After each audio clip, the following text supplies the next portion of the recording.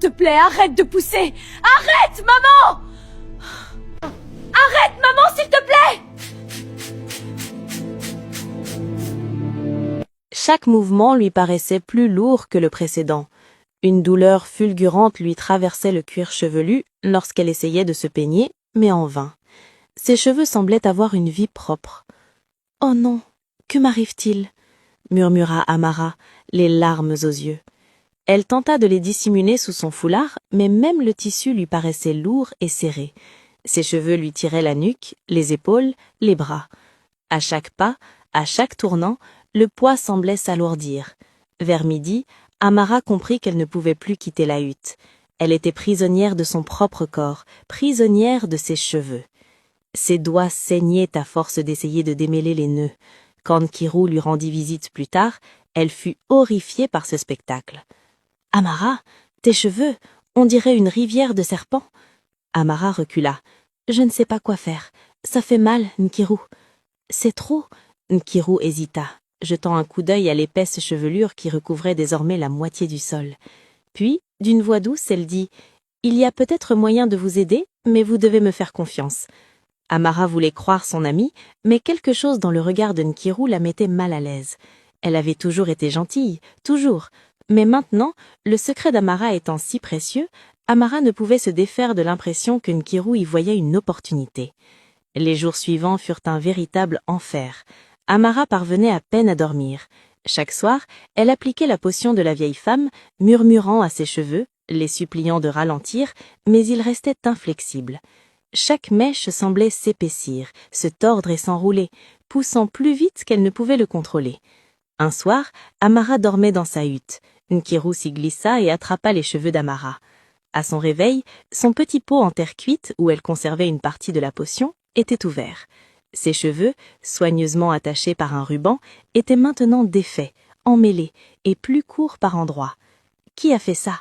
s'écria-t-elle, la panique l'envahissant. Nkirou sortit de l'ombre. « Amara, je voulais juste t'aider, » commença-t-elle, mais Amara l'interrompit. « Non, tu l'as touché, qui l'a attrapé ?» La voix d'Amara tremblait de colère et de peur. « Comment as-tu pu ? Tu ne comprends pas. Ces cheveux, c'est toute ma vie maintenant. » Le visage de Nkirou pâlit. « Je ne savais pas. Je pensais pouvoir t'aider à les maîtriser. » Amara s'effondra à genoux, se prenant la tête entre les mains. Ses cheveux s'enroulèrent autour de ses bras, comme s'ils pressentaient la trahison. Une douleur fulgurante lui traversait le crâne, une douleur lancinante, lourde et vibrante. À partir de cet instant, Amara prit conscience d'une chose terrifiante. Ses cheveux n'étaient plus de simples cheveux, ils étaient porteurs de pouvoir, et quiconque les toucherait sans son consentement en subirait les conséquences. Elle regarda Nkirou, les larmes coulant à flots. « Tu as empiré les choses. Maintenant, je dois me méfier de tout le monde. Je ne peux faire confiance à personne. » Dehors, le village vaquait à ses occupations quotidiennes, ignorant le chaos qui régnait dans la petite hutte d'Amara. Ses cheveux n'étaient plus un don, mais une malédiction. Au matin, Amara entendit des voix à l'extérieur de sa hutte.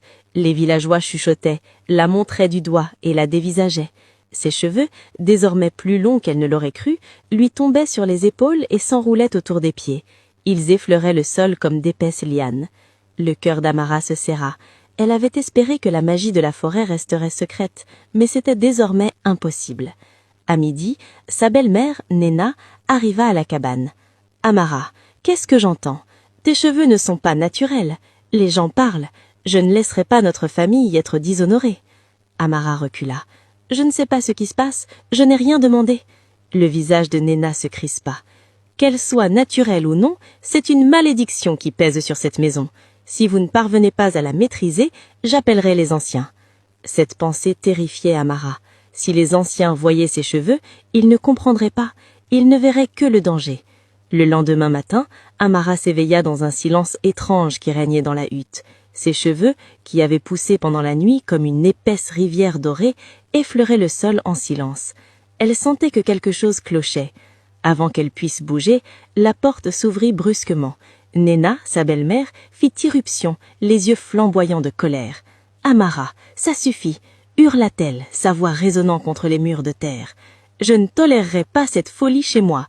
Vous croyez que c'est une bénédiction ? Tout le village parle. Les gens ont peur de vous. » Amara recula, les mains tremblantes. Pliste-vous, je n'y peux rien, Silence s'exclama Néna. J'en ai assez de tes excuses. Avant qu'Amara puisse réagir, Néna attrapa une paire de ciseaux dans un coin. Le bruit du métal fendant l'air fit sursauter Amara.